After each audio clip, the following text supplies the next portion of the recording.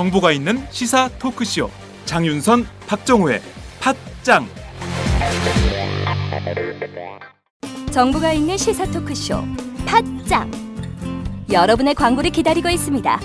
광고 문의 02733-5505 내선번호 108번입니다. 더불어민주당, 국민의당, 정의당 이 공동 주최하고 시민 모두가 함께하는 MBC 녹취록 파문 문제점과 해결 방안의 토론회를 시작하겠습니다.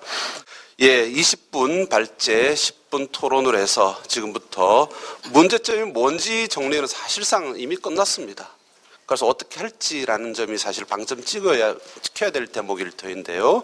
발제와 토론 그 지점에 집중해서 이야기 끌어가겠습니다. 부탁드리겠습니다. 예, 반갑습니다. 성공회대학교 신문방송학과의 최진봉입니다. 여러 번 말씀이 나왔는데요. 최민희 의원 또 계시죠, 여기. 그러니까 아까도 말씀하셨죠. 총선 앞두고 발표하는 게 부담이다. 근데 해야죠. 이거 안 하고 덮어가면 되겠습니까?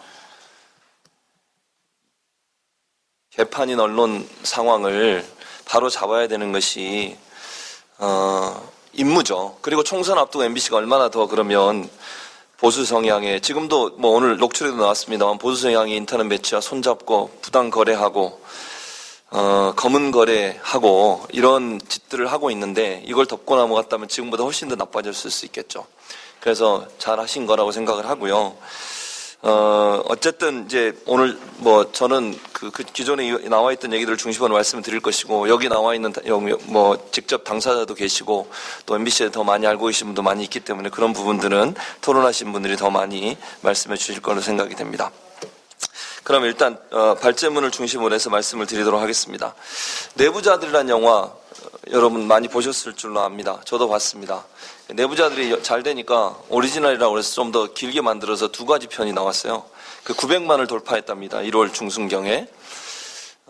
그게 청소년 관람 불가거든요. 좀 선정적인 내용이 안에 들어있고 폭력적인 내용이 들어있어서. 청소년 관람 불가로 900만 돌파는 사상 처음이랍니다. 그만큼 사람들의 관심이 내부자들이라는 영화에 집중됐다는 것이죠. 보셔서 아시겠지만 내부자의 내용은 정치 권력, 경제 권력, 언론의 결탁입니다. 그 대사가 있죠. 정의? 그런 것이 아직도, 그런 달달한 것이 아직도 우리나라에 있기는 한단가? 이런 얘기였죠.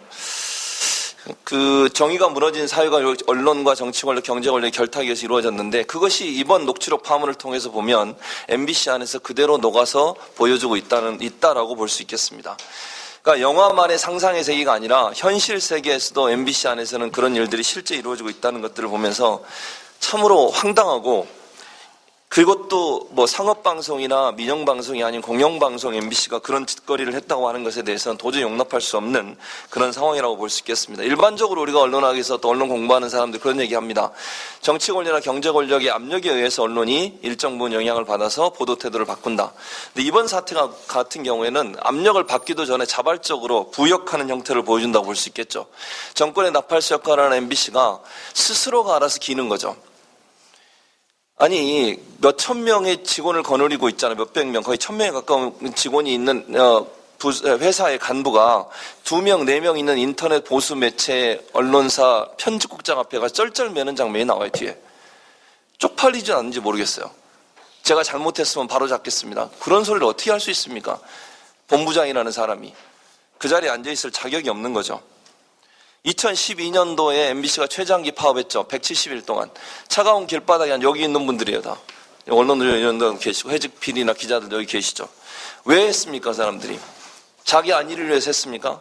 월급 올려달라고 그랬나요? 휴가 더 많이 달라고 그랬나요? 공정보도 하자는 거였습니다.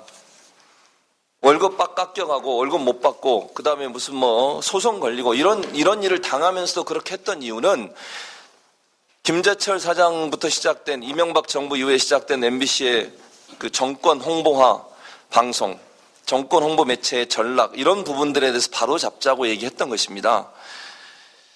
그런 그 기자들이 추구했던 또 그런 PD나 구성원들이 추구했던 그런 공정한 방송의 실현이 되기는커녕 그 상황에서도 끊임없이 불법 거래나 부당 거래를 통해서 조직 구성원들을 탄압하고 억압하는 이런 형태가 이루어졌다고 하는 것이 녹취를 통해서 명명백백하게 밝혀졌다는 사실입니다. 그래서 이번 녹취록 파문은 결국은 우리가 그동안 주장하고 노조에서도 주장하고 시민사회단체 주장했던 내용들이 사실이었다는 것을 증명하는 하나의 증거물이라고 볼 수 있겠죠. 2012년도에 김재철 사장이 어떻게 했습니까? 노조원들, 노조에 참가했던 사람들 종북 좌파로 매도를 하고요. 해고와 징계를 해서 무자비한 탄압을 했습니다. 그리고 2012년 상반기 같은 경우에는 업적평가에서 최하위 등급인 R등급을 전부 줬어요. 전체 약 10% 정도가 그렇게 등급을 받았습니다. 그러니까 파업 참가 노조원들에 대해서 방송 현장에 쫓아낼 뿐만 아니라 그들의 평가 등급마저도 최하위를 주면서 MBC에서 제대로 일할 수 있는 사람들을 몰아내는 그런 작태를 벌였죠. 그 다음에 시사교양국이라고 있었죠. PD수첩, 시사매건 2580 이런 프로그램들만 지금도 물론 있긴 합니다만 그런 프로그램을 만들었던 시사교양국의 제작인은 56명 중에 1명을 해고시키고 4명을 정직 처분했고요. 13명을 대기 발령했습니다. 약 32%가 방송 현장에 쫓겨나게 됐죠. 작가들도 물론 쫓겨났습니다. 결국 170일 장기 파업은 해고, 정직, 징계, 교육, 전보 발령 등의 방법을 통해서 노조 탄압을 자행했다고 볼 수 있겠고요. 그래서 이런 김재철 전 사장의 무자비한 탄압, 그것이 파업에 참가했던 MBC 노조원들의 해직과 중징계라고 하는 결과를 낳았다고 볼 수 있겠습니다. 그래서 결국 유능한 인력들이 공영방송 MBC에서 축출되고요. 공익적 프로그램들과 비판적 저널리즘은 MBC에서 사라지는 결과를 낳게 됐습니다. 현재 2010년 1월 현재 약 26건의 소송이 진행 중에 있고요. MBC와 그러니까 노조와 사측 간에 그다음에 60개의 재판이 계류 중에 있습니다. 26건의 재판이 여러 개가 있으니까요. 그래서 60건의 재판이 지금 계류되어 있는 상태고요. 이 중에 판결이 난 소송이 43개, 노조가 승소한 건수가 35개입니다. 그 다음에 MBC 노조 조합원에 대한 부당한 해고와 정직, 명령휴직 등의 중징계를 당한 후 소송을 제기해서 법원의 판결로 무효가 확정된 소송이 총 5건 나타났는데 무효 판결을 받은 11명, 그 중에 이제 해고 무효 판결을 받은 이상호 기자가 있었고요. 정직 7명, 휴직자 3명이 무효 판결을 받았습니다. 여러분 아시는 것처럼 이상호 기자는 출근하자마자 다시 정직 6개월의 징계를 다시 받았습니다. 법원이 대법원까지 가서 무효라고 판결해서 돌려보낸 사람을 다시 징계해서 쫓아내는 후한무치, 사법부를 완전히 무시하는 뭐가 있는지 모르겠어요. 그 위에 MBC 위에 뭐가 있길래 대체 이 정도로까지 행동을 하는지 도저히 상식적으로 이해할 수 없는 짓들을 하고 있는 것이죠. 현재까지 MBC에서 공영방송, 공정방송을 주장하다가 해고된 조합원이 모두 8명입니다. 2심 재판부까지 해고 무효 판결을 받은 상태고요. 해고 이외에도 MBC에서 정직당한 조합원이 50명, 부당 전보까지 합치면 약 100명, 전국적으로 약 170명이 사측으로부터 징계를 받았습니다. 이게 이제 노조 조합원의 약 10%가 사측으로부터 징계를 받은 셈인데 노조원 전체의 10%를 징계하는 그런 공영방송은 전 세계의 유례를 찾아볼 수가 없습니다. 이번 녹취록을 통해서 몇 가지 상황에 대해서 말씀을 드리려고 하는데 첫 번째로 말씀드린 게 아니라 부당해고 문제예요. 가장 중요한 문제죠. 170일 최장기 파업 이후 MBC 경영진이 휘두른 부당 징계와 해고로 인해 수많은 MBC 구성원들이 회사를 떠나거나 자신의 업무와 관계없는 곳으로 배치돼서 부당 인사처분을 받았습니다. 그래서 아까도 말씀드렸지만 4년 동안 해직의 시간을 보내고 있고 지금도 이명박 정부 이후에 그 다음에 회사를 상대로 제기한 대부분의 소송에서 법원은 이들의 해고가 정당한 해고가 아니라는 판결을 내렸습니다. 그리고 지난 4월 서울고등법원은 2012년 공정방송 파업 이후에 해고된 최승호 PD 등 6인에 대해서 MBC 사측의 해고 결정은 무효라고 판단을 했습니다. 7월은 아까도 말씀드렸지만 이상호 기자의 무효 판결도 나왔었죠. 그런데 이번 이제 녹취록의 내용을 보면 여러분도 다 알고 계시겠지만 장기 파업 중에 170일 장기 파업 중에 최승호 PD와 박성재 기자에 대한 해고가 사측이 특별한 증거도 없는 가운데 임의로 잘랐다. 여기 보면 후견인 이런 표현이 있어요. 녹취록에. 노조를 너무 많이 후원했다는 거죠. 노조 후원해서 잘린 사람들입니다. 이 두 분들이. 왜 노조를 후원하셨는지 모르겠어요. 하지 마시지 그냥. 노조 후원하면 잘리는 세상입니다. MBC는. 합법적인 노조 활동에 대해서 이런 탄압을 하는 게 과연 공영방송의 제대로 된 모습이냐 하는 부분들을 심각하게 고민해 봐야겠죠. 녹취록의 내용이 2014년 4월과 11월에 백종문 미래전략 본부장 그리고 정재혁 법무실장 그리고 2명이 더 있습니다. 이름은 밝히지 않았습니다만 2명이 더 있고요. 그 다음에 폴리뷰라고 하는 보수형 인터넷 매체죠. 박한면 편집국장, 그리고 이걸 폭로한 기자, 이렇게 참석한 모임이 있었습니다. 거기서 보면 이 녹취록에도 제가 그 밑부분에 녹취록을 좀 일부를 발췌해서 놔뒀는데, 거기 보면 그렇게 돼 있죠. 최승호 PD와 박성희 기자를 파업당해 증거 없이 해고했다는 점을 명확히 밝히고 있고요. 그리고 뭐라고 그러냐면요. 일단 해고해놓고 소송 걸면 지면 그냥 풀어주면 되는 거 아니냐, 이런 식이에요. 재밌는 거는 6명을 해고하는데 4명 정도는 해고로 잘라내고 2명은 복직시켜 줄 수도 있다고 얘기하는 거죠. 다시 얘기하면 여기 많은 최승호 PD나 박성재 기자 같은 경우에는 뭐 복직시켜 줄 수도 있다, 이런 뜻이었어요. 나머지 4명, 그러니까 집행부죠. 이 2분은 집행부가 아니었거든요. 그러니까 집행부 4명은 잘라내고 2명 정도는 뭐 나중에 기각당하면 그거 다시 복직시켜 주면 된다, 이런 식의 반응을 하는 거죠. 즉 겁주기로 그냥 자르는 거예요. 뭐 이런 행태는 나중에 뒤에도 말씀드리겠지만 언론사를 향해서 이런 행태를 합니다. 지금 여기 앉아 계신 분이 MBC로 소송 당한 분들 많잖아요. 미디어 오늘, 미디어스, 소송나요. PD저널, 뭐 이런 거 소송 당했어요, 전부 다. 비판한다고 자기들. 그러니까 결국은 최승호 PD하고 박성재 기자를 해고시킬 때 그럴 것을 이미 예측하고 해고를 시켰다는 거예요, 이 사람들은. 그러니까 아무런 증거도 없이 이유도 없이 그냥 파업에서 노조 측을 지지하고 도와주고 후견했다는 이유 하나만으로 해고를 시킨 거죠. 이런 황당무계한 해고가 어디 있습니까, 세상에. 제가 밑에 첨부해 놓은 그 발치록은 보시면 제가 굵은 글씨로 써놓은 부분이 있을 거예요. 최승호하고 박성재 해고시킬 때 그럴 것을 예측하고 해고시켰거든. 그들은 왜냐하면 증거가 없어, 이렇게 본인이 말했어요. 백종무 본부장이. 그 뒤에 보면요. 그런데 이놈들 가만 놔두면 안 되겠다 싶어가지고 해고를 시킨 거예요. 해고시켜놓고 해고시키면서 나중에 소송이 들어오면 그때 받아주면 된다는 거죠. 문제는 뭡니까? 지금도 4년 동안 얼마나 고통 가운데 살고 있어. 해고당해가지고. 그러니까 자기들은 그냥 법적으로 해고시키면 끝이지만, 그리고 나서 이분들이 겪어야 될 수없이 많은 소송의 단계에 있어서 겪어야 될 고통들, 물질적인 또는 정신적인, 육체적인 고통들을 어떻게 보상받을 거냐고요. 이러니까 노조를 탄압하는 거죠. 그런 모습을 보고 누가 노조에 적극적으로 참여하려고 하겠습니까? 본보기로 하는 거잖아요, 본보기로. 그 다음에 그래서 결국 MBC 경영진이 자행한 해고 행위는 적법한 절차를 거쳤다기 보기 어렵고 일종의 노동 탄압 행위라고밖에 볼 수 없습니다. 따라서 노동부는 즉각 조사에 착수해야 돼요. 이 부당한 노동 행위에 대해서 노동부가 가만히 있으면 직무유기입니다. 이거는 모 변호사가 그런 얘기했어요. 이 사람들 소송 당한다고 가만히 있으면. 지방노동청장도 그렇고 노동부 장관도 이거 조사 안 하고 가만히 있으면 소송거리 된다고까지 얘기했습니다. 소송해야죠. 직무위기니까. 그 다음에 여기도 김재웅 부위원장 나와 계시지만 방통위, 방송문화진흥회 이완기 이사 나와 계시네요. 물론 열심히 싸우고 계시지만 더 싸워서 일단 여기서도 문제를 해결해야 돼요. 방통위든 방문위든 문제를 다뤄야죠. 물론 도망다니는 그 이사장과 방통위원장이 문제긴 하지만 그럼에도 불구하고 끊임없이 문제 제기해서 이 문제를 바로잡지 않으면 안 된다는 걸 말씀을 드리고요. 또 한 가지 이제 법조계에서 김보람이 변호사가 더 말씀을 하시겠지만 증거 없는 해고에 대해서 업무상 배임 행위에 해당한다고 주장하는 그런 의견들이 있습니다. 업무상 배임 행위가 업무상 다른 사람의 사무를 처리하는 자가 그 임무에 위하는 행위로서 재산상 이익을 취득하거나 제3자로 하여금 이를 취득하게 하여 본인에게 손해를 가하는 행위를 말한다고 형법 356조 2항에 돼 있고요. 여기서 업무상의 임무에 위배하는 행위란 사무의 내용이나 성질 등 구체적인 상황에 비추어 법률의 규정이나 계약의 내용 또는 신의 성실의 면리상 당연히 할 것으로 기대되는 행위를 하지 않거나 당연히 하지 않아야 할 것으로 기대되는 행위를 함으로써 본인과 신임관계를 저버리는 일체 행위를 포함한다. 백종문 본부장은 당연히 하지 않아야 할 일을 했습니다. 그래서 업무상 배임 행위라는 거죠. 노동부도 당연히 조사를 해야 되고요.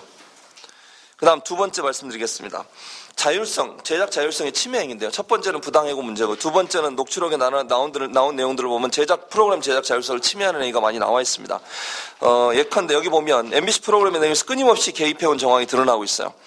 22일 날 공개된 녹취록에 보면 정재욱 MBC 본부실장이 11월에 방송된 시사매건 2580 끝나지 않은 2001의 비극 편에서 대해서 얘기를 하면서 15분 꼭지로 쌍용 자동차 문제를 다루는 거야. 내가 진짜 가만 안 둘 거거든? 이라고 밝히고 있고요. 그 자리에 동석한 보수형 인터넷 매체 폴리뷰의 박한면 편집장이 뭐라고 그랬냐면 MBC 예능이 국민을 좌파 적용하는데 1등 공신이다. 그러면서 대표적으로 들었던 게 무한도전, 그 다음에 라디오스타예요. 그러니까 백종문 본부장이 회사가 손을 못 대고 있다. 뭐 인기가 있으니까 손을 못 대고 있겠죠. 돈은 또 벌고 싶으니까. 결국은 또 뒤에도 뭐라고 백종문 본부장이 MBC의 BBK 사건, 광우병 보도 등을 언급하면서 지금은 그런 거 전혀 못하게 다 통제하고 있다고 그랬어요. 즉 본인의 입으로 본인이 프로그램 내용 중에 정부 비판적인 내용들을 통제하고 있다고 발언한 거예요. 그러니까 부당해고 시켰다는 것도 발언을 했고요. 프로그램 내용도 MBC 본부가 경영진이 직접적으로 정부 비판적인 보도를 못하도록 통제하고 있는 상황이라고 얘기하고 있는 거죠. 이게 말이 됩니까? 공영방송에서? 국민이 주인인 공영방송에서 정부에 대한 비판적인 입장의 보도를 막고 있다고 하면 그건 공영방송 아니죠. 국영방송이지. CCTV나 조선중앙통신이나 뭐 이런 거죠. 그리고 본인이 그거 못 막고 있다는 게 말이 됩니까? 통제를 하고 있다는 게. 그리고 나서 또 얘기합니다. 백종문 본부장이 아버지 이승만을 국부로 평가하는 프로그램을 만들라 그러면 한 놈도 없다 그래요. 자기 밑에 있는 사람 얘기하겠죠. PD나 누구한테 이승만을 국부로 만드는 프로그램을 만들라 한 놈도 안 나타난다 이런 표현을 한 거죠. 그리고 우리가 사람을 키우고 준비하는 자기 편 사람 키워야 된다는 거예요. 정부에 옹호해 줄 수 있는 사람들. 또 거기에 또 보수 인터넷 매체 편집국장 하는 말 PD 수첩과 시사매건 2580의 아이템에 대해서 문제를 제기하고 추궁하고 있어요. 그랬더니 백종문 본부장이 뭐라면 변명하는 모습이 고스란히 담겨져 있습니다. 이게 백종문 본부장이 2012년 파업 당시에 편성 제작 본부장을 맡고 있었고요. 그래서 이 내용은 결국 방송 편성과 제작에 대한 그의 왜곡된 방송관을 그대로 보여줄 뿐만 아니라 MBC 프로그램을 통제하는 의도를 드러낸 것으로 방송법 제4조, 이건 뭐 김 부위원장님도 말씀하셨어요. 회의 때. 방송법 제4조에 명시되어 있는 프로그램 제작진의 제작 자율성과 방송사의 편성 독립성을 심각하게 훼손한 행위다. 당연히 처벌받아야 됩니다. 그리고 허가 사항에도 맞지 않아요. 재허가 해줄 때 조건에도 맞지 않다는 얘기예요. 허가 취소해야죠. 그리고 백종문 본부장이 얘기합니다. 경력사원 뽑으면서 인사검증한답시고 출신 지역도 보고 여러 가지 다 봤음에도 불구하고 노조로 간다 일부가. 라디오는 다 빨갛다. PD는 프로그램 다 배제시켰다 등의 발언을 통해서 내부 구성원들에 대한 정치적인 물갈이와 통제를 시행할 의도가 있었음을 고스란히 드러내고 있습니다. 아주 노골적으로 방송 프로그램 제작에 압력을 가하려는 태도를 보이고 있죠. 이건 공영방송이라고 보기 힘듭니다. 지금 현재 MBC의 상황을 본다고 하면. 그 다음 인터넷 매체의 부당거래입니다. 보수 인터넷 매체의 부당거래를 말씀드리려고 하는데 박한명 폴리뷰 편성국장이 MBC 경영진을 상대로 100분 토론 등 MBC 프로그램 패널로 출연하게 해달라는 청탁을 하는 장면이 나옵니다. 이에 대해서 백종문 본부장은 얘기한 부분들, 그러니까 편집국장이 얘기한 부분들은 사실은 조금만 신경 쓰면 얼마든지 할 수 있다고 얘기를 하고 있죠. 그리고 나서 2015년 2월에 실제로 이 사람이 박 편집국장이 MBC 100분 토론과 신동의 시선 집중의 패널로 출연하게 됩니다. 그러니까 청탁이 성사가 된 거죠. 녹취록에는 폴리뷰 편집국장이 본부장님께 지금 70%는 제가 따지려고 그래요 라고 말하는 장면이 나옵니다. 백종문 본부장이 반성할 게 있으면 제가 반성하겠습니다. 이게 아까 제가 말씀드렸던 말이에요. 공영방송 MBC의 본부장쯤 되는 사람이 2명인가 4명의 직원을 거느리고 있는 인터넷 매체 편집국장한테 한 얘기요. 반성할 게 있으면 제가 반성하겠습니다. 쪽팔리는 거죠, 진짜. 그 본부장 직함 떼내야 돼요. 어떻게 이런 발언을 하고 다닙니까? 잘못한 게 있으면 반성하겠다는 거예요. 그러자 박한명 국장이 얘기하면 그때 제가 개인적으로 4가지인가를 청탁을 했었습니다. 라고 말하면 청탁을 했다고 발언하고 있죠. 박 국장이 말을 4가지를 청탁했다. 여기서 말하는 게 MBC 토론 프로그램 출연, 외주 제작 시스템을 통해 자신들을 지원해달라는 거 포함되어 있습니다. 그래서 아까 말씀드렸지만 이 사람 패널로 참가했고요. 또 폴리브라는 사이트, 본인이 박 편집국장이 일하고 있는 폴리브라는 사이트에는 방송문화진흥의 광고가 올라와 있습니다. 그러니까 2가지를 다 지원을 해준 거죠. 결국 내부자들의 내용에 나와 있는 정치 권력, 경제 권력 그리고 언론이라고 하는 이 3가지 권력 기관들이 서로 결탁하는 모습들이 그대로 추악한 거래가 그대로 드러났다고 볼 수 있겠습니다. 결국 폴리뷰는 출연이나 광고 등 금전적 이익을 기대하고 MBC와 접촉을 했을 것이고 MBC 경영진은 노조를 비판해줄 언론이 필요해서 폴리뷰와 부당한 거래를 한 것이라고 볼 수 있겠습니다. 그 다음 이제 마지막으로 진보 언론에 대한 탄압행위입니다. MBC 녹취록에 따르면 자사의 비판적인 기사를 보도하는 진보성의 언론 매체에 대해 소송을 통해서 탄압하는 의도가 있었음을 명확하게 볼 수 있습니다. MBC가 대규모 소송을 통해서 진보 언론의 재갈을 물리려고 한다는 정황이 드러나 있는데요. 이번 녹취록 안에 그 백 본부장 그리고 법무실장 그다음에 편집국장 등이 만난 자리에서 법무실장이 이렇게 얘기합니다. 저희는 이번에 미디어 오늘을 상대로 열 몇 개를 가지고 정정보도에 들어가는데 가만히 보니까 이게 구차한 거다. 그래서 정정보도 갖고 뭘 그렇게 게시하라 그러는 게 이렇게 얘기를 하고요. 본부장이 그렇게 받았습니다. 뭐하러 정정보도 하냐. 그냥 바로 민사소송 걸어라. 그러니까 정정보도 걸면 어떻게 거기 가서 조사도 받고 조정도 해야 되잖아요. 언론중재위원회 가서. 그런 거 거칠 필요 없다는 거죠. 바로 민사소송 걸어라. 이렇게 얘기하고 있는 거예요. 그러니까 언론중재를 거치지 않고 그냥 소송으로 갔다. 그동안의 비용, 여기 제가 안 썼습니다. MBC 노조의 그 웹사이트 같은 데가 비용 나와요. 몇십억이에요. 그 비용 들어간 거예요. 소송 비용, 그 다음에 그 해고 무효 판결 받고 다시 돈 돌려주는 거. 그러니까 임금 그동안 못 준 거 다 돌려줘야 되잖아요. 그렇게 엄청난 돈을 써가면서도 이런 짓거리를 하고 있는 거예요. 그 돈이 다 누구 돈이에요? 국민들이 공영방송 잘해서 벌으라고도 한 돈이잖아요. 자기들이 왜 자기들 면피하고 자기들의 정당성을 합리화하기 위해서 그런 돈을 그렇게 막 갖다 쓰냐고요. 실제로 MBC가 미디어 오늘을 상대로 지난해 초 민영사상 소송을 여러 차례 제기를 했고요. 미디어스, PD저널 등에도 비판적인 보도를 했다는 이유만으로 소송을 남발을 합니다. 그리고 미디어 오늘 등 진보 성향 언론 매체에 대한 견제가 필요하다는 주장을 박 편집국장이 하게 됩니다. 여기 보면 비단 MBC 문제뿐 아니라 미디어 오늘 이쪽을 먼저 공격하지 않고 가만히 놔두고 있으면 언제 다시 당할지 그것도 사실 막막하다고 그럽니다. 미디어 오늘 무서운가 봐요. 여기 정철은 기자 와 있던데 무서운가 봐. 공격을 하니까. 그 다음에 이날 함께 동석했던 김모 MBC 미디어 사업본부 센터장이 그럽니다. 저쪽 미디어 오늘 프레시안 등과의 관계에서 비춰봤을 때 미디어 워치 이거 변 씨가 하는 거잖아요. 변모 씨가. 보수 쪽 입장을 대변하는 것이라고 본다면 현재 MBC를 당연히 응원하도록 해야 되고 응원해야 한다면 그리고 뭐 이렇게 얘기를 합니다. 이게 그러니까 미디어 워치라든지 여기서 말하는 폴리브나 이런 언론들이 계속 보수 진영의 뭐 그런 인터넷 매체들이 MBC를 지지해 준다고 주장을 하고 있고요. 또 한 가지는 진지 얘기를 해요. 이 진지는 전쟁의 진지 얘기라는 엄청 큰 진지다. MBC를 얘기하는 거거든요. 거의 항공모함이다. MBC라는 항공모함을 뺏기는 것과 진지 하나를 뺏기는 것은 개념이 다르다. 그러니까 MBC 지켜내야 뭘로? 보수로.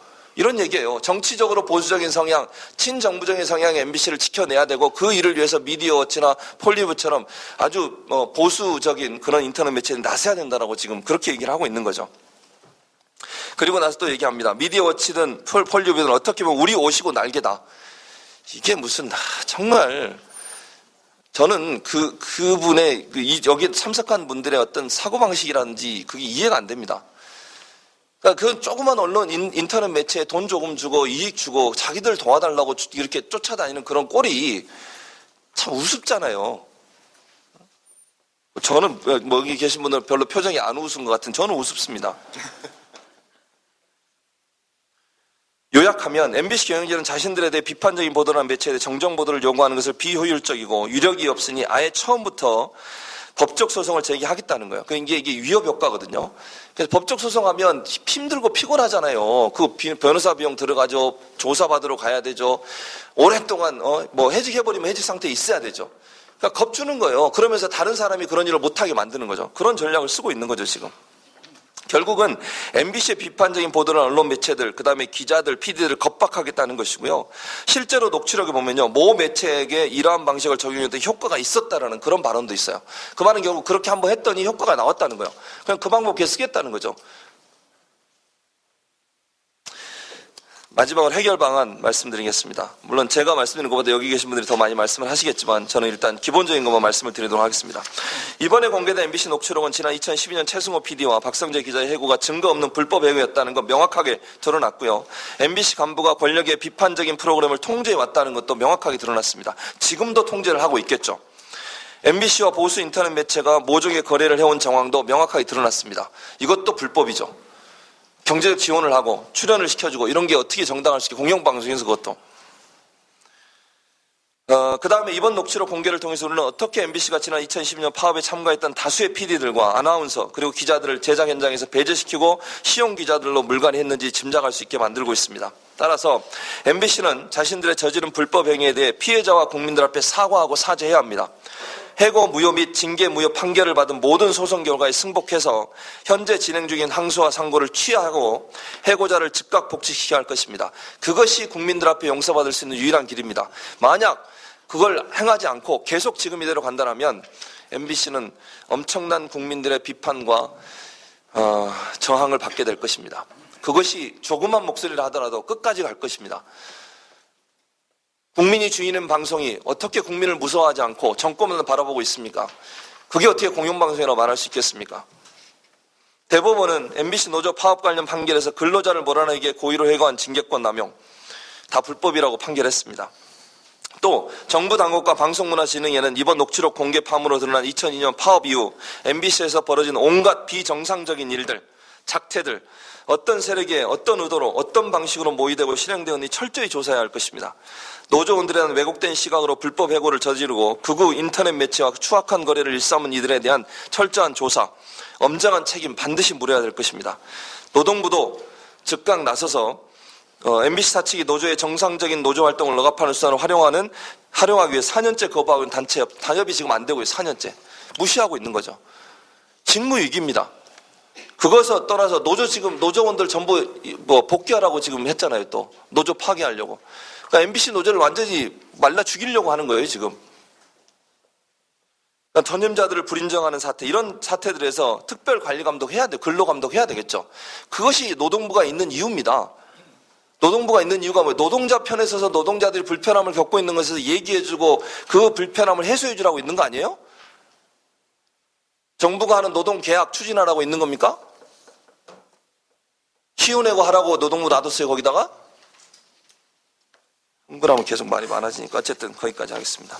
그리고 마지막으로 공영방송 MBC가 몰락한 원인 단지 현 경영진의 일탈에만 기인하는 것은 아니라고 봅니다. 정부, 구체적으로 박근혜 대통령이죠. 방송통신위원회, 방송문화진흥회, MBC 사장으로 이어지는 지배구조의 개선 반드시 필요합니다. MBC가 제대로 된 공영방송을 건너기 위해서 반드시 필요한 조치고요. 공영방송 지배구조 개편은 박근혜 대통령의 대선 공약이었어요. 임기도 얼마 안 남았어요, 이제. 제발 임기 끝나기 전에 공약 실천하시기 바랍니다. MBC 정상화, 모든 국민들이 눈 똑바로 뜨고 쳐다보고 있다는 사실을 정부가 꼭 인식하고 MBC 경영진도 지금 이 사태를 그냥 적당히 정치 공작이라는 이름으로 덮고 가려고 해서는 안 됩니다.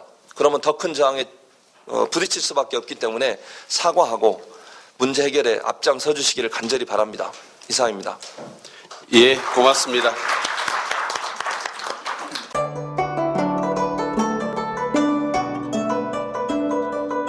안녕하십니까. 저는 정도전을 15년 전에 최초로 소설로 썼던 작가 임종일입니다. 사실 정도전을 소설로 쓰는 데만 10년이 걸렸는데 그 시절 무명의 고달픈 심신을 양꼬치와 고량주로 달래주었던 풍무양꼬치.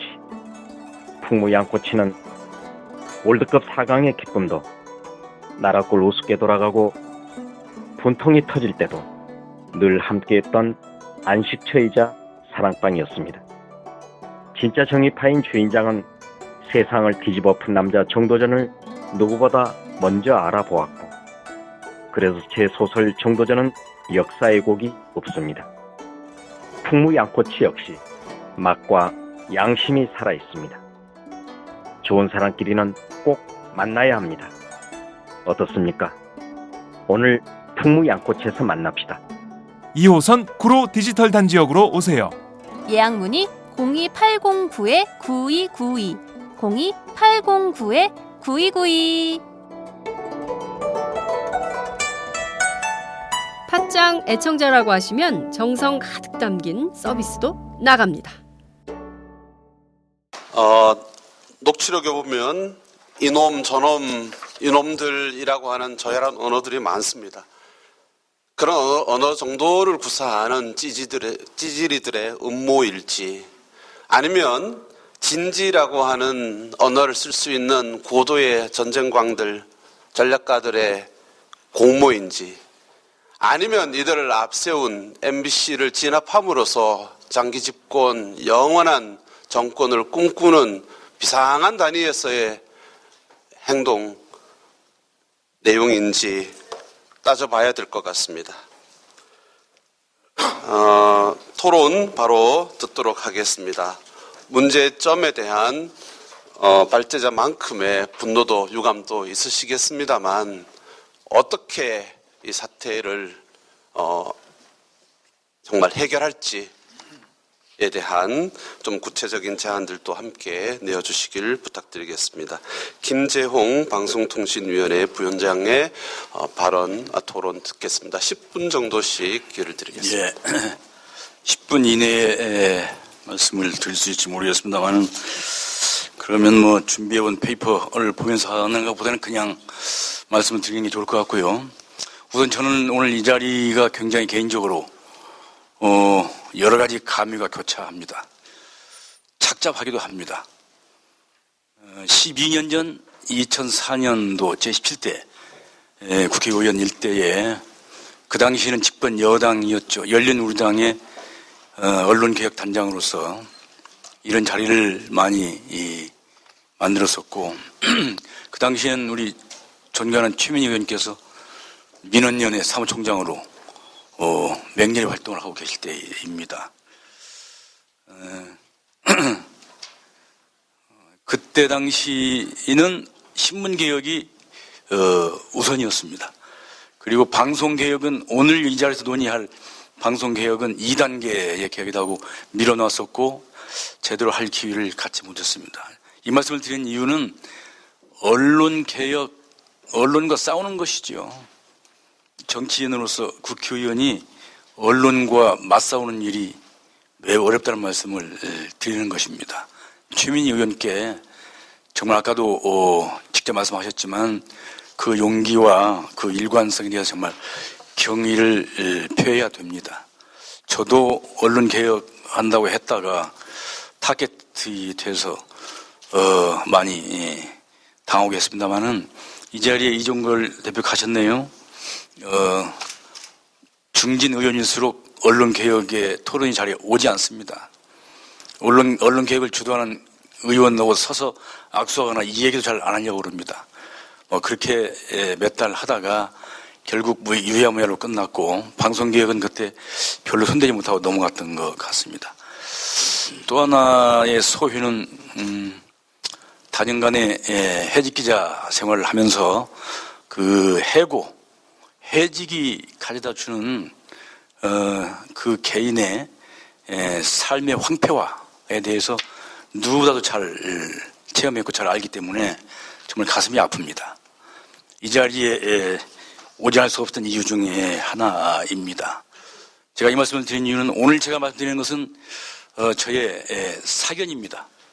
저의 개인적인 소견임을 전제로 써주시기를 부탁드리고요. 왜냐하면 방송통신위원회 여러분 아시다시피 합의제 방송통신규제기구이기 때문에 그 내부에서 합의가 잘 되지는 않습니다만 그래도 토의와 의견 수렴과 합의를 바탕으로 행정권을 행사하는 그런 기구이기 때문에 합의되지 않은 것을 밖에 나와서 상임위원이 더느나 저는 부위원장 타이틀 가지고 와서 말씀드리는 게 적절치 않을 수 있기 때문에 그렇습니다. 그 내부에서는 비타협적으로 싸우고 하지만 밖에 나와서는 그 동료들에 대해서 비판하지 않겠습니다. 저는 정부에 대해서 비판하는 것도 자유롭지 않다는 말씀을 드리고 오늘 이 사안에 대해서 해결책을 중심으로 큰 방향은 여러분들이 제시해 주시고 실무적으로 어떻게 보면 어떻게 해결할 것인가를 중심으로 말씀드리고자 합니다. 먼저 이 MBC 부당 해고와 관련된 녹취록 사태 한마디로 불법 부당 해고와 방송의 공적 책무를 저해한 사건이지요. 이 기자 PD의 불법 부당 해고는 노동부의 관할 사항입니다. 법적으로는. 그러나 역시 언론의 자유와 어떻게 관련 지을 것인가가 저는 핵심이라고 생각합니다.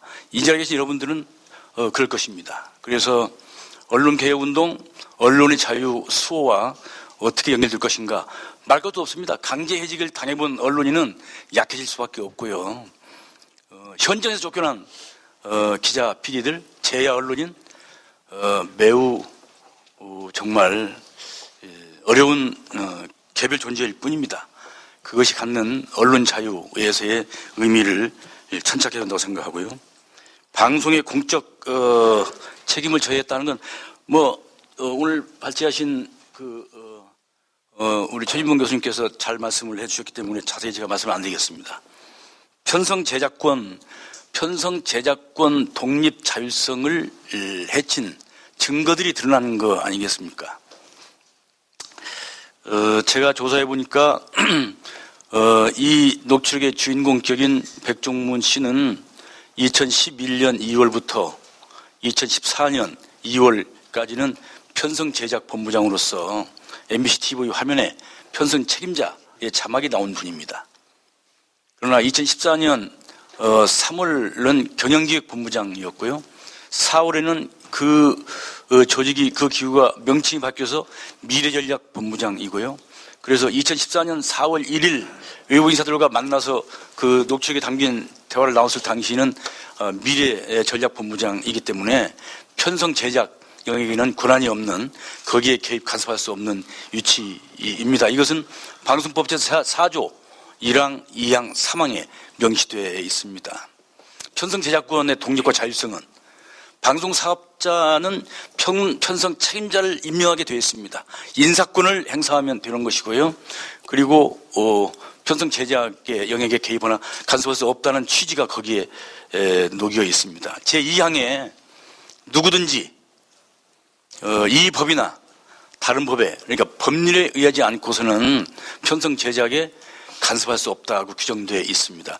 이 누구든지 간섭할 수 없다는 이 누구든지가 과연 방송사의 사장 또는 다른 경영진에 해당이 되느냐 안 되느냐를 가지고 2014년 말쯤에 KBS 세월호 사태와 관련된 KBS의 짧았던 총파업, 그때도 논란이 되었습니다.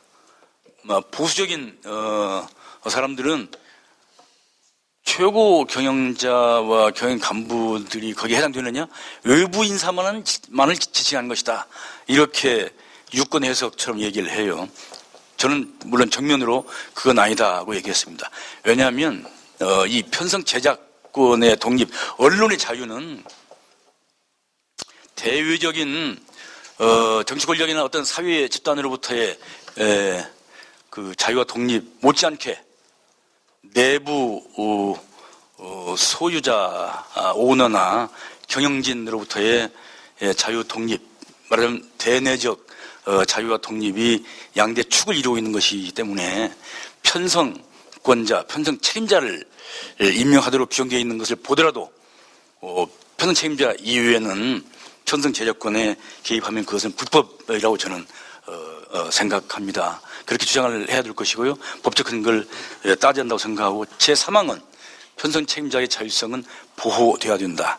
이런 것들이 다 이번에 파괴된 것으로 드러났다고 저는 생각하고요. 그래서 어떻게 해결 방안을 찾느냐, 말하자면 시정시키느냐, 시정조치, 시정명령을 방통위가 내릴 수 있는데요. 법적 근거를 찾아서 해야 될 것인데요. 하느냐 하는 문제입니다. 말 것도 없이 하나는 방송법이고요. 두 번째는 방송문화진흥법이고요. 진흥회법. 세 번째는 방송통신위원회의 설치와 운영에 관한 법률. 세 가지의 법률입니다. 그런데 구체로 조항을 다 말씀드릴 시간은 없을 것 같고, 제가 정부에 들어가서 일하기는, 공무원 하기는 처음인데요. 제가 여러 가지 경험이 있습니다만, 기자하다가 교수하다가 국회의원 하다가 지금 이제 공무원까지 와서 남들이 보기에 여러 가지 좋은 거 다 해봤네. 저는 불우했던 8년간의 해직 때문에 공부하려 됐고요. 진작 대학 교수의 길 가려고 했으면 처음부터 공부를 했겠지만 이리저리 밀려다니다가 이렇게 됐는데, 요컨대는 와서 보니까 공무원들의 이 공무집행, 행정행위가 정말 법규에 의하지 않고서는 안 되겠더라고요. 법적 규정의 근거에 의하지 않고는 구속력도 없고 강제력을 행사할 수가 없습니다. 많은 시비에 걸리기 때문에 일을 할 수도 없고요. 그런데 이와 관련된 방송법, 방문진법, 또 우리 방통위 설치와 운영에 관한 법률을 보니까 방통신 관계 법령집 자료 이렇게 편 책자를 보면은요, 맨 왼편 한 줄에 모법, 방송법 또는 방문지법이 있습니다. 중간에 관련 시행령이 이렇게 있어요. 그 옆에는 규칙이 있습니다. 규칙. 고시 같은 거 나오지도 않고요. 말하자면 시행령과 규칙으로 마련되어 있지 않으면, 절차법이 마련되어 있지 않으면 직무를 행사할 수가 없다는 것이 보수적인 법조인들의 주장입니다. 그래서 이게 참 문제다. 법규를 정말 보강해야 된다 하는 생각을 뭐 절실하게 가졌고요. 늘상 일이 터질 때만 이거 법이 이게 안 돼 있네, 허점이 많네 하고 후속이 없는데, 정말 야 3당 합동 토론이답게 이 자리에서 법규에 허점이 있는 것을 정리해서 입법 보강시켜 주시기를 부탁드리고, 방통위 내부에서 싸우더라도 그런 법적 근거를 가지고 대들어야 말하자면 꼼짝없이 하는 것인데, 이게 참 잘 안 됩니다. 그래서 저희는 고육책으로 법적 근거가 조금 약하더라도 제가 보기에는 방송법상 근거 확실히 있습니다만, 또 하나의 중요한 근거는 시청자 불만사항 처리와 요구사항 청원처럼 처리해야 될 의무가 있습니다. 방통위 설치법이고 방송법에 규정되어 있기 때문에 시청자와 시청자 단체들이 제기하는 문제에 대해서 방통위는 거기에 부응할 의무가 법적으로 있습니다. 좀 약하지요. 강제력이나 그것을 지키지 않을 경우에 처벌 조항 같은 것이 없어요. 그거는 시청자의 불만과 그 요구사항, 청원사항은 언제 생겼습니까? 저는 MBC 공대위, MBC 국민분으로 돌려주기 위한 공동대책위원회 매우 중요한 그 근거를 마련해 주셔서 감사를 드립니다. 이런 MBC 문제에 대해서 특별조사를 해달라, 방통위원장 면담하자 하고 요구했던 공문을 보냈던 그것이 저는 매우 전형적인 시청자 불만이고 요구사항이고 청원사항이라고 생각합니다. 그것을 근거로 일을 해나갈 것이고요. 시간이 됐다고 연락이 왔기 때문에 내부 사항을 바뀌어서 다 말씀드리기는 또 어려움이 있어서 방통위는 뭘 하고 있느냐 하면은 변명은 아니고요. MBC 제어가 심사를 2013년 말쯤 해서 그 제어가를 내줄 때에 지금 여기에 권고사항이 되어 있죠. 강력한 것은 조건부입니다. 어떤 조건부를 이행할 것. 거기다 조금 약한 게 권고사항입니다. 권고사항은 사실상 시정명령을 내리기는 어려운 대상입니다. 그럼에도 불구하고 우리가 조그만 끈이 하나 잡으려면 그 권고사항 중에 2012년 총파업 사태 이후에 조직의 안정화를 이행하라 하는 권고사항이 있습니다. 그 조직의 안정화라는 말은 또 명시적으로 규정은 안 해놨지만 노사관계의 정상화를 고려한 조직 안정화 아니겠습니까? 그런데 여러분들 아시다시피 작년에 1심, 2심 그 불법 무단 해고에 대한 판결이 나왔죠. 노조, 해직 기자도 PD들이 다 승소를 했습니다. 그 승소했음에도 불구하고 MBC 회사가 어떻게 조치했느냐. 그것이 과연 제어가 권고사항에 걸맞게 조직 안정화, 더군다나 노사관계 정상화를 고려한 조직 안정화 조치였느냐 하는 것을 따져볼 수 있을 것입니다. 이런 것들과 관련된 우선 진상을 정리하기 위한 자료 제출 요구를 해야 된다고 생각하고요. 이것도 우리 내부에서 합의가 돼야 되는 것인데요. 합의하기 위해서 법적 규정에 있는 근거를 들이대고 이제 논쟁을 벌이고 해야 되는 것인데요. 합의가 될지는 아직 미지수입니다. 지금까지 전체 회의에서 한번 정식 안건으로 준비가 안 됐기 때문에 기타 안건 발언을 통해서 한번 또 티타임 간담회에서 한번 2번 이거 가지고 논쟁을 벌였고 내일 모레 전체 회의에서 또 그 전 티타임에서 다루기로 했습니다만은 그렇게 방통위가 최대한 법적 또는 규정상의 근거를 찾아서 직권 조사를 할 수 있도록 노력을 하겠습니다. 근데 여러분들 정말 밖에서 많이 힘을 좀 실어주시고 아까 말씀드린 것처럼 야3당의 원내 의원님들께서 입법 보강을 좀 해주시기를 부탁을 드립니다. 시간이 다 돼서 이상 마치겠습니다. 감사합니다. 예, 고맙습니다. 사실 가장 중요한 단위이기 때문에 참석하신 여러분도 사실 더 듣고 싶으신 게 있으리라 생각됩니다. 충분히 또 만족스러운지 모르겠습니다. 개인적으로는 당연하게 사장이 사퇴해야 될 것 같고요. 박문진 이사 자리 내놔야 될 것 같고요. 박문진 위원장의 이 사안에 대해서 정책 책임져야 됩니다. 라고 하는 게 상식일 것 같은데요. 그 상식의 기대에 비춰 이른바 합의체라 하는 방통위는 어떻게 할 수 있을지는 계속 토론 대상인 것 같습니다.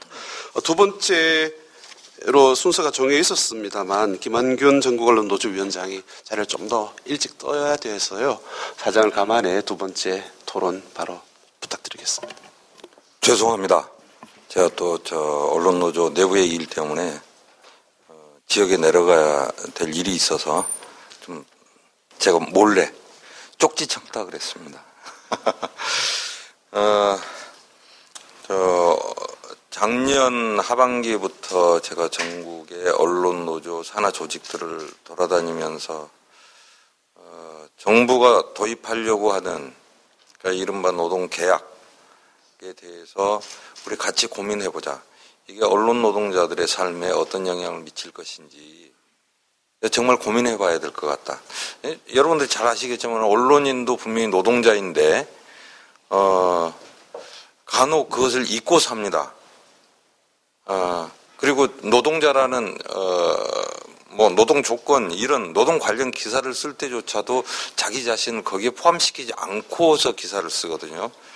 아마 이제 직업적으로 자기 자신의 문제를 거기에 투영해서는 안 된다. 객관적이어야 된다 하는 훈련이 돼 있기 때문에 그러는지 모르겠습니다. 제가 그때 힘주어서 이야기했던 것은 이겁니다. 이제 아니다. 우리는 노동자라는 것을 끊임없이 자각해야 되고 그래야만 정부에서 추진하고 있는 노동계약에 우리는 어떤 입장을 가질 것인가가 분명해진다 하는 것이었습니다. 그때 자주 예로 들었던 게 MBC의 예입니다. MBC에서 도대체 어떤 일들이 벌어지고 있는 줄 아느냐. 지금 해고 무효 확인 소송에서 대부분 승소하고 다른 소송에서도 많이 이겼지만은 이게 만약에 정부가 의도하는 대로 시행이 된다면은 이건 MBC의 문제가 아니라 대한민국 언론 노동자들, 그다음 대한민국의 모든 노동자들의 목줄을 죄는 그런 일이 될 거라고 제가 설득을 하고 다녔습니다. 근데 아니나 다를까. 사실 그 녹취록이 발표됐을 때 저는 놀라지 않았습니다. 왜 그러냐면은 녹취록이 우리한테 입수돼 있지 않았을 뿐이지 충분히 녹취록에 담긴 내용들을 그런 일들이 벌어지고 있을 거라고 생각을 했었거든요. 재작년이죠 벌써. 재작년 가을에 이미 저성과자들을 해고하는 방안에 대해서 MBC 경영진들이 사측이 로펌에다가 법률 자문을 구합니다. 저는 정부에서 추진하고 있는 일반 해고 있잖아요. 이게 MBC에서 상당히 많은 부분 힌트를 얻지 않았나 하는 생각이 들 정도입니다. 지금 이제 최승호, 박성재 두 분만 녹취록에 언급이 됩니다만은 MBC에는 6명의 또 다른 해고자들이 더 있습니다. 그 사람들 사정도 저는 전혀 다르지 않다고 생각을 해요. 녹취록에 공교롭게도 등장하는 게 이제 두 분뿐이라서 두 분만 억울하게 당하고 나머지는 정상적으로 했나 이렇게 오해를 하실 수 있겠습니다만은 저는 맥락은 다 똑같다고 생각을 합니다. 무슨 얘기냐면은 MBC 사태는 MBC 사태만으로 볼 게 아니라 이 나라 노동자들의 삶 전체와 연관지어서 생각을 해야 된다. 오늘 야3당 합동 토론회지 않습니까? 전 그래서 부탁드리고 싶은 것은 MBC의 이 녹취록 문제를 제발 MBC만의 문제로 국한시키지 마시라. 이건 대한민국 노동자들의 전체 삶을 규율하는 거고 그게 실제로 진행되고 있습니다. MBC에서 벌어지는 일들이요. 저는 악성 바이러스라고 생각을 하는데 그런 일들이 다른 언론사에 급속하게 번져나갑니다.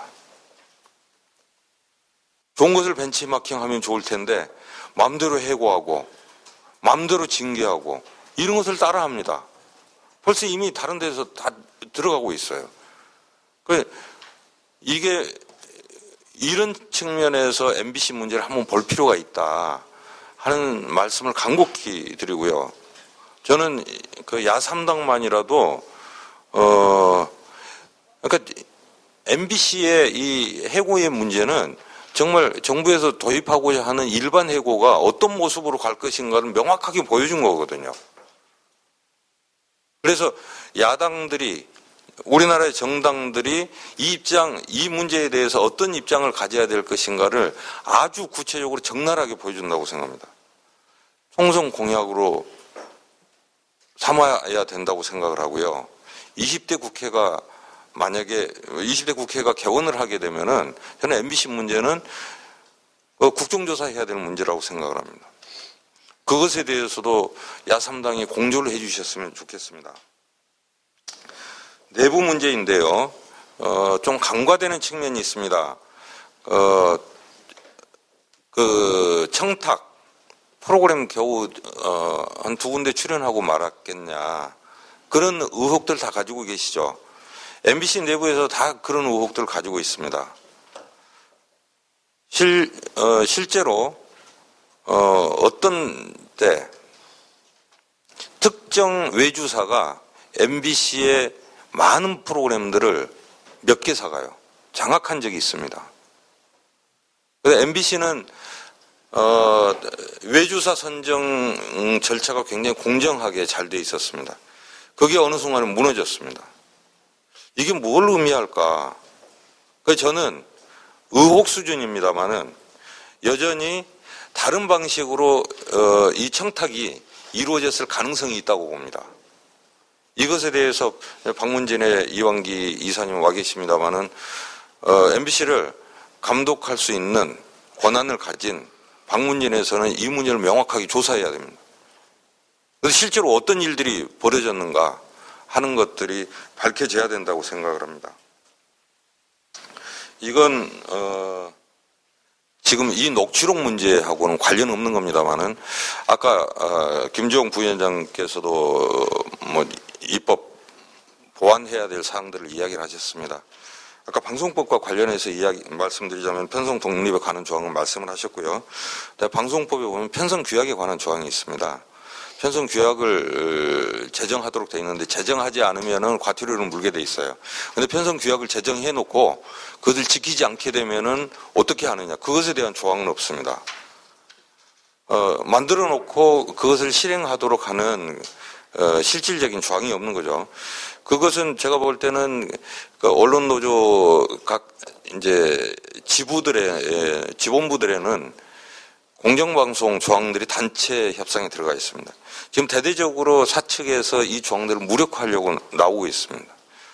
근데 저는 방송법의 이 편성규약 관련 부분을 보완 입법하는 게 필요하다고 생각을 합니다. 여기에 나와 있지 않습니다만은 타임오프 노조 전임자들의 근로시간 면제 이것에 대해서도 이게 얼마나 허약하고 악랄한 사측에 의해서 노동 탄압에 노조 탄압의 도구로 활용될 수 있는가 하는 것은 MBC에서 지금 벌어지고 있는 일입니다. 노조 전임자들 다 복귀시켰죠. 오늘 이 자리에 MBC 지역 지부장님들 많이 오셨습니다. 이건 서울에서만 벌어지는 일이 아니고 지금 각 지역 지부로 다 공문들이 발송되고 있거든요. 당신들 근로시간 면제 이거 없애겠다. 각 지부는 규모가 작기 때문에 전임자 지부장 혼자입니다. 그 사람들을 복귀 하라는 거죠. 노조 활동을 어떻게 합니까? 이것에 대해서도 저는 이제 노동관련법에서 분명히 보완이 돼야 된다. 다행히 여기에 야삼당께서 야삼당 관련자 분들이 오셨기 때문에 이 부분 좀 강력하게 다음 국회에서 언제든 해주셨으면 좋겠습니다.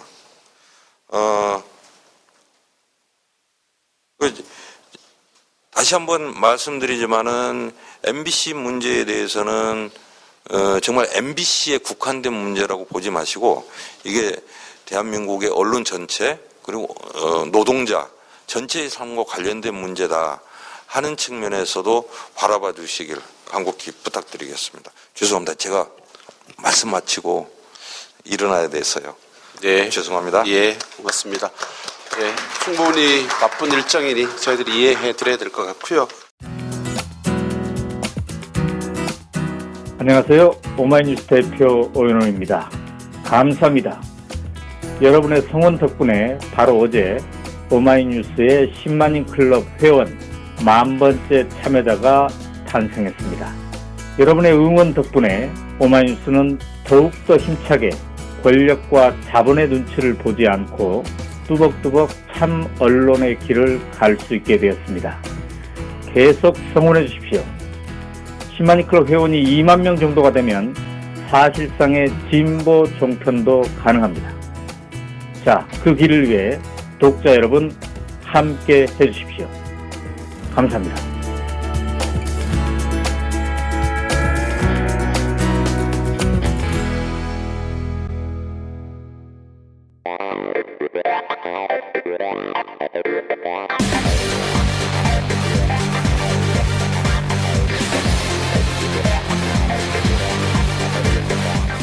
정보가 있는 시사 토크쇼 장윤선, 박정호의 팟짱.